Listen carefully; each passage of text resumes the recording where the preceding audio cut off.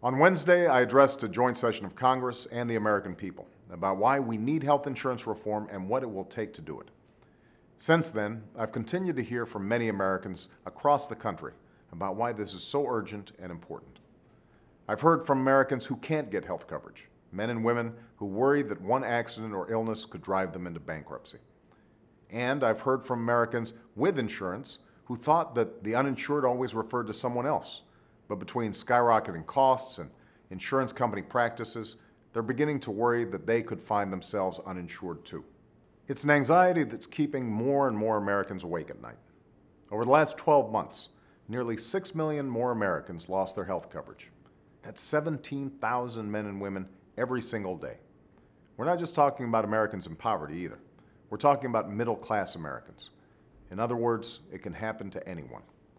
And based on a brand new report from the Treasury Department, we can expect that about half of all Americans under 65 will lose their health coverage at some point over the next 10 years. If you're under the age of 21 today, chances are more than half that you'll find yourself uninsured at some point in that time. And more than 1/3 of Americans will go without coverage for longer than 1 year. I refuse to allow that future to happen. In the United States of America, no one should have to worry that they'll go without health insurance. Not for 1 year, not for 1 month, not for 1 day. And once I sign my health reform plan into law, they won't. My plan will provide more security and stability to those who have health insurance, offer quality, affordable choices to those who currently don't, and bring health care costs for our families, our businesses, and our government under control. First of all, if you are among the hundreds of millions of Americans who already have insurance through your job or Medicare or Medicaid or the VA, nothing in my plan will require you or your employer to change the coverage or the doctor you have. What my plan will do is make the insurance you have work better for you.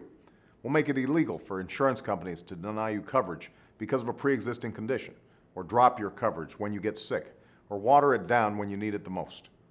They'll no longer be able to place some arbitrary cap on the amount of coverage you can receive in a given year or over a lifetime, and we will place a limit on how much you can be charged for out-of-pocket expenses, because no one should go broke just because they get sick.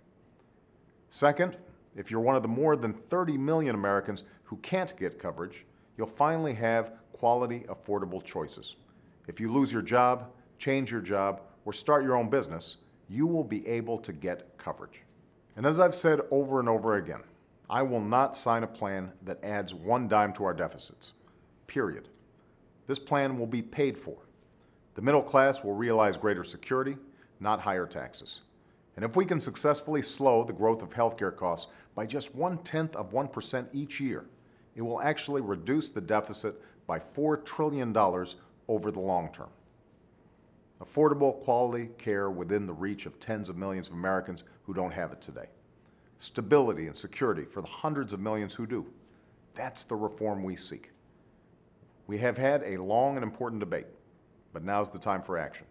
Because every day we wait, more Americans will lose their health care, their businesses, and their homes, but also the dreams they've worked for and the peace of mind they deserve.